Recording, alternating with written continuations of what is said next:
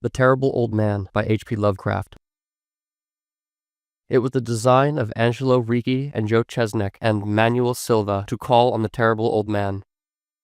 This old man dwells all alone in the very ancient house on Walter Street near the sea, and is reputed to be both exceedingly rich and exceedingly feeble, which forms a situation very attractive to men of the profession of Messrs. Chesnick and Silva. That profession was nothing less dignified than robbery. The inhabitants of Kingsport say and think many things about the terrible old man which generally keep him safe from the attention of gentlemen like Mr. Ricci and his colleagues, despite the almost certain fact that he hides a fortune of indefinite magnitude somewhere about his musty and venerable abode. He is, in truth, a very strange person, believed to have been a captain of East India clipper ships in his day, so old that no one can remember when he was young, and so taciturn that few knew his real name. Among the gnarled trees in the front yard of his aged and neglected place he maintains a strange collection of large stones, oddly grouped and painted so that they resemble the idols in some obscure Eastern temple. This collection frightens away most of the small boys who love to taunt the terrible old man about his long white hair and beard, or to break the small-paned windows of his dwelling with wicked missiles. But there are other things which frightened the older and more curious folk who sometimes steal up to the house to peer through the dusty panes. These folks say that on a table in a bare room on the ground floor are many peculiar bottles, in each a small piece of lead suspended pendulum-wise from a string, and they say that the terrible old man talks to these bottles, addressing them by such names as Scarface, Long Tom, Spanish Joe, Peters, and Mate Ellis, and that whenever he speaks to the bottle, the little lead pendulum within makes certain definite vibrations as if in answer. Those who have watched the tall, lean, terrible old man in these peculiar conversations do not watch him again. But Angelo Ricci and Joe Chesnick and Manuel Silva were not of the Kingsport blood. They were of that new and heterogeneous alien stock which lies outside the charmed circle of New England life and traditions, and they saw the terrible old man merely tottering, almost helpless, gray beard who could not walk without the aid of his knotted cane, and whose thin, weak hands shook pitifully. They were really quite sorry in their way for the lonely, unpopular old fellow whom everybody shunned and at whom all the dog barked singularly.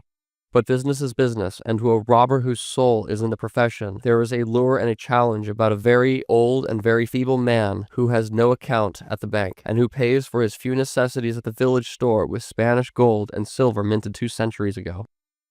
Messrs. Ricci, Chesnick, and Silva selected the night of April 11th for their call. Mr. Ricci and Mr. Silva were to interview the old gentleman, whilst Mr. Chesnick waited for them and their presumable metallic burden with a covered motor car in Ship Street. By the gate in the tall rear wall of their host's grounds, desire to avoid needless explanations in the case of unexpected police intrusions prompted these plans for a quiet and unostentatious departure. As prearranged, these 3 adventurers started out separately in order to prevent any evil-minded suspicions afterward. Messrs. Ricci and Silva met in Water Street by the old man's front gate, and although they did not like the way the moon shone down upon the painted stones of budding branches of the gnarled trees, they had more important things to think about than mere idle superstition. They feared it might be unpleasant work making the terrible old man loquacious concerning his hoarded gold and silver, for H.C. captains are notably stubborn and perverse. Still, he was very old and very feeble, and there were 2 visitors. Messrs. Ricci and Silva were experienced in the art of making unwilling person voluble, and the screams of a weak and exceptionally venerable man can be easily muffled.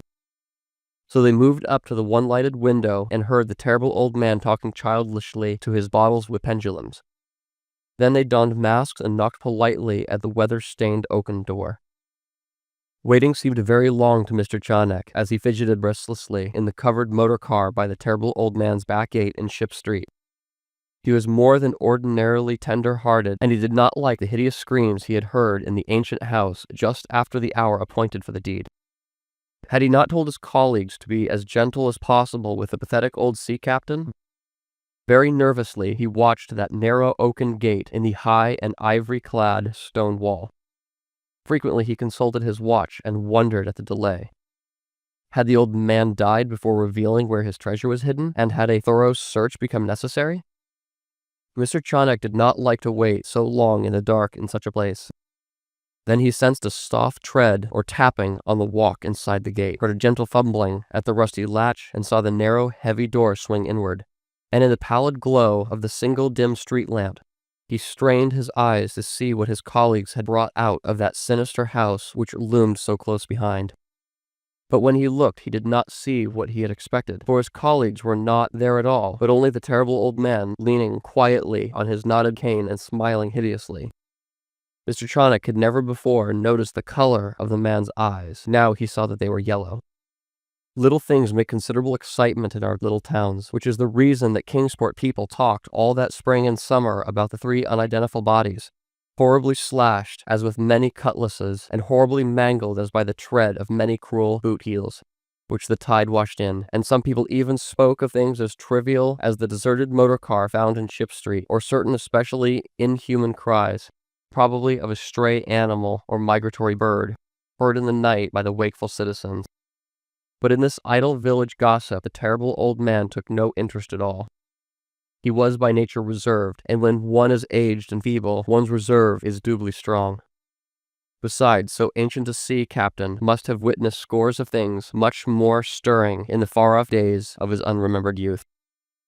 End of The Terrible Old Man by H.P. Lovecraft.